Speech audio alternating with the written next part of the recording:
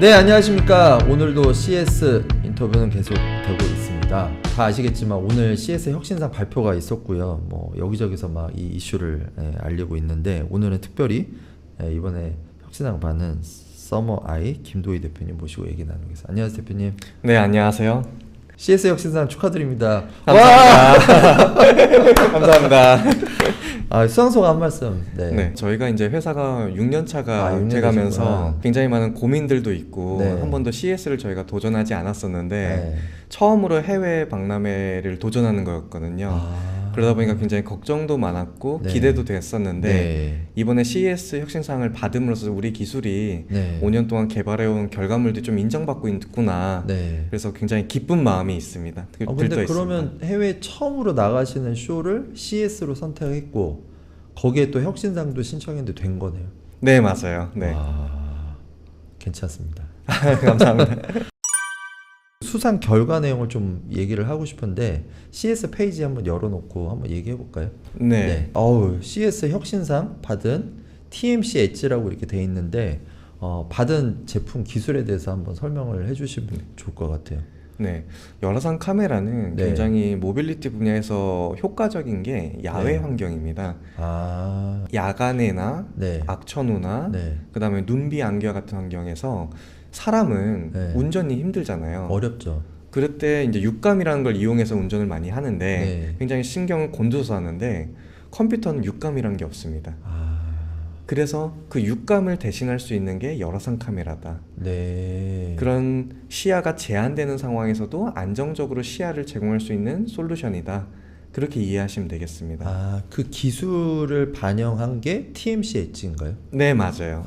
그 요번에 어떤 분야에서 이제 선정이 되신 거예요? 저희는 모빌리티 분야에서 선정이 됐고요. 네. 저희가 선정된 제품에 대한 특징은 네.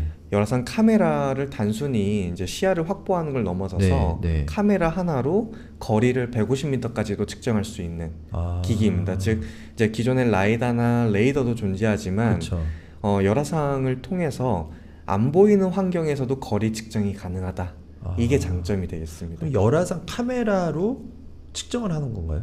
네, 열화상 카메라 하나로만 측정을 하게 됩니다. 그러면 기존의 레이더, 라이다하고 비교를 했을 때 비용적인, 가격적인 부분에서 엄청 차이가 많이 나겠네요. 가격적인 측면에서는 라이다와 레이다가 굉장히 성능에 따라서 좀 다를 수 그쵸. 있겠지만 예. 실제 양산 조건을 좀 따진다면은 네. 저희가 목표로 하는 타겟 가격은 500불 언더거든요. 그러면은 굉장히 좀 리저너블하다라고 네, 볼 수 네. 있습니다. 한번 페이지 좀 내리면서 한번 봐볼까요? 팀 서머 AI INC 오너리 비클 테크 앤 어드밴스드 모빌리티. 네, 멋진데요. 감사합니다. 얘기하신 내용들이 다 이렇게 올라가 있는데 이번에 그럼 서울관에 부스가 있으신 거죠, 유레카에? 네, 맞습니다. 이번에 혁신상을 받은 TMC 엣지라는 말이 딱 들은 거 보니까 엣지 컴퓨팅과 연관이 좀 있는 것 같은데 설명을 한번 해주시면 좋을 것 같아요. 네, 저희는 단순히 열화상 카메라가 아니라 네.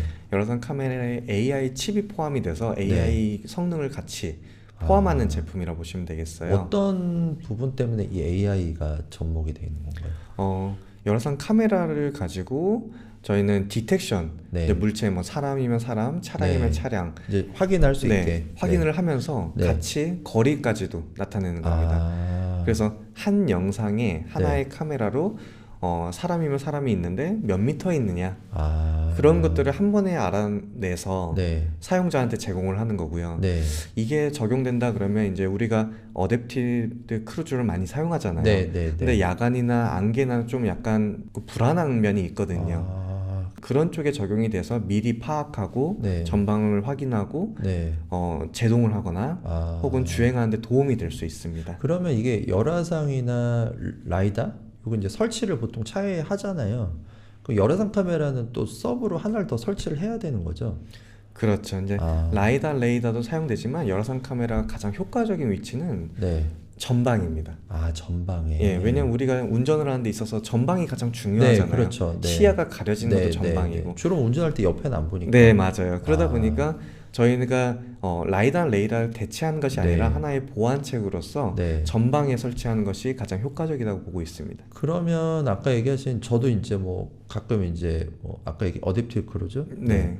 근데 그걸 켜놓고 운전하면 그 화면 보는 것 자체가 조금 불편하긴 하더라고요. 네.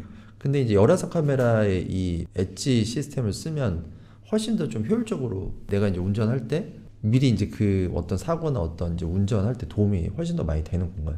네, 맞습니다. 그러니까 단순히 열화상만 적용하면 네. 열화상 화면을 보고 사람이 인지하고 사람이 판단해야 될 그쵸, 텐데 네.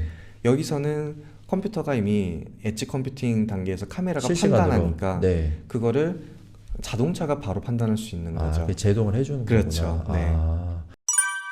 이제 적용된 사례가 있는지 아니면 지금 얘기를 하고 계신 데가 있는지. 지금 당장에 적용된 사례는 없지만 네, 네, 꾸준히 이제 자동차 제조사들이 관심을 가지고 있고요. 네. 저희도 실제로 이제 자동차 1차 벤더하고도 협력을 계속 논의하고 있는 상황입니다. 현재는 지금 말씀하신 거는 모빌리티 영역인데 실제로 또 적용 가능한 분야들이 좀 상당히 많이 있을 것 같거든요. 또 어떤 영역에 좀 적용이 가능할지. 네, 앞으로는 이제 물류 로봇들, 물류 로봇. 물류 로봇들이 지금은 이제 실내에서 적용되고 있는데 네. 앞으로는 이게 실외로 나오기 시작할 거예요. 그러면 똑같습니다. 실내 로봇들도 배달 로봇도 그렇죠. 네, 네. 악천 환경을 이제 맞이해야 되는데 그때 이제 기존의 라이다 레이더를 넘어서서 열화상이 그 부분을 있어야 그걸 보완했다. 완벽하게 제어가 그렇죠. 될 수 있는. 그렇게 될 수 있다고 저희는 보고 있습니다. 네, 네. 아까 뭐 1차 벤더나 뭐 이런 이제 클라이언트가 될 분들하고 미팅을 하고 있는데 그분들의 반응은 어떠세요? 왜냐면 이제 얘기하신 게 가격대가 그렇게 비싸진 않잖아요. 근데 한 대만 설치하면 된다고 하셨는데 반응이 어떤지 좀 궁금하거든요. 굉장히 혁신적이라고 생각은 하지만 네. 자동차 업계에서는 적용하기 양산까지는 굉장히 긴 시간이 있고 테스트가 필요하잖아요. 그래서 이제 지금 당장의 기술이기보다는 계속 발전시켜서 3년에서 5년 사이에 양산을 해야겠다 이런 생각을 많이 하시는 것 같습니다. 현재는 아니고 네네네. 향후에 이제 좀 적용을 해보면 좋겠다. 그렇죠. 그래서 당장에 적용할 수 있는 분야는 사실은 로봇 쪽이 더 적합하기도 하고요. 드론이나. 근데 자율주행은 어차피 이제 계속 가야 되는 시장이기 때문에 그 시장을 바라보고 이미 자동차 업계는 5년 전부터 바라보잖아요. 그런 측면에서 지금 계속 보고 있습니다. 그러면은 뭐 어떤 다른 회사하고 자율주행 회사나 뭐 이런 데랑 뭐 POC나 뭐 공동 R&D 이런 것도 좀 하고 계신 게 있나요? 지금 현재는 없지만은 왜 없냐면 지금 현재는 악천 환경이나 야간이나 이런 환경에 대한 이슈가 많이 없어요. 왜냐하면 안정적이고 가장 클리어한 환경에서 많이 자율주행을 개발하시기 때문에. 근데 이게 제가 이슈가 되는 그 시점은 로보택시가 나오는 순간, 테슬라의 로보택시나 혹은 실제 이제 택시들이 상용화되는 순간부터는 이제 많이 이슈가 될 겁니다. 그럼 지금 생각하시는 좀 주요 타겟 비즈니스 대상이 테슬라인가요? 원하고 있습니다. 이번에 보니까 그 현대자동차 계열사 로봇회사 네. 거기도 보니까 그 이번에 트럼프 대통령이 됐잖아요. 근데 거기 뭐 경비 세는 걸 그 로봇이 하더라고요. 네. 그럼 다 적용이 그럼요. 되면 좋겠네요. 네. 어떻게 보면은 스팟이란 로봇이 이제 순찰을 하는데 가장 큰 이슈가 뭐냐면 야간이거든요. 야간에는 불을 켜놓지 않잖아요. 어쨌든 그 야간에 볼 수 있는 건 열화상 카메라가 유일하다. 왜냐면 로봇은 사람이 만들기 때문에 사람하고 친숙해야 됩니다. 근데 라이더나 레이더는 신호이잖아요. 영상으로 보여지는 건 열화상이 유일하거든요. 그래서 열화상이 가장 효과적일 수밖에 없다라고 저는 보고 있습니다. 지금 이러한 기술을 갖고 있는 전 세계 또 다른 회사가 있는지, 만약에 있다면 대표님 갖고 계시는 기술은 어떤 좀 차별성이 있는지. 일단은 이스라엘 업체가 하나 있고요. 하나 있어요. 네, 이스라엘 업체 같은 경우에는 열화상 카메라를 가지고 안에 엣지단에서 간단히 디텍션 정도를 하고 있고 있는 상황이고, 미국 업체도 하나 더 있습니다. 미국 업체는 저희랑 컨셉이 조금 다릅니다. 카메라를 하나를 쓰지 않고 두 개를 씁니다. 두 개를 쓰면 더 원거리까지도 볼 수 있거든요. 그래서 그거를 국방 쪽에 군수 이제 차량들, 자율주행 차량들 이런 쪽에 좀 적용을 하고 있습니다. 왜냐하면 야간에도 필요하기 때문에. 그럼 뭐 하나 에어로스페이스 이런 데랑 일을 하셔야 되겠네요. 저희도 지금 하나 시스템이나 하나 인텔리전스라는 하나 쪽 쪽하고도 일을 하고는 있고요. 단지 이제 국방 쪽은 아니지만 네. 열화상과 관련해서 계속 커넥션들을 늘려나가고 있는 상황입니다. 그러시구나. 경호 PD님 그 테슬라 뭐 이런 거 기사에 꼭 넣어주세요. 혁신상 수상을 위한 준비 과정이 좀 궁금한데 어떻게 준비를 하셨어요? 뭐 김현승 대표님이 킴벤처러스에서 컨설팅을 하셨는데 뭐 과정이 좀 궁금해하시는 분들이 많을 것 같아요. 우리는 이걸 정말 네. 차별화했다. 네. 저희가 고민을 굉장히 많이 했던 게 네. 저희는 자율주행 시장은 장기적으로 보고 있지만 지금 네. 현재 시장을 위해서는 저희가 산업용을 하고 있거든요. 네. 예를 들어서 2차 전지라든지 네. 반도체라든지 네. 그런 쪽에 저희가 납품하고 있는데 저희가 이 기술을 드러내기 위해서 어디까지 드러내야 될까가 첫 번째 좀 고민 포인트였고 대상을. 네. 네. 두 번째로는 얼마나 정교하다고 얘기를 해야 될까? 얼마나 혁신적이라고 얘기해 줘야 될까? 네. 네. 그런 부분들이 좀 많이 어려웠는데 네. 킴벤처러스의 이제 컨설팅을 네. 통해서 어느 정도 이제 윤곽을 조금씩 잡아가면서 정리를 하셨구나. 그게 이제 윤곽이 잡히더라고요. 근데 네. 마지막에 고민은 그거였습니다. 혁신상 분야에 어디에 넣을 것이냐. 그치 중요하죠. 네. 경쟁사들이 많으면 네. 받기 어렵거든요. 그래서 자율주행에 넣을 것이냐, 로봇에 넣을 것이냐, 인베디에 넣을 것이냐 그 고민을 좀 많이 했었습니다. 네. 그러면은 지금 요번에 하나만 넣으신 거예요? 한 분야만? 두 군데 넣었습니다. 또 어디 넣으셨어요? 인베디드 분야랑 그건 안 된 거죠? 네, 그건 안 됐습니다. 네. 그러셨구나. 선택을 잘하셨네요. 네. 네.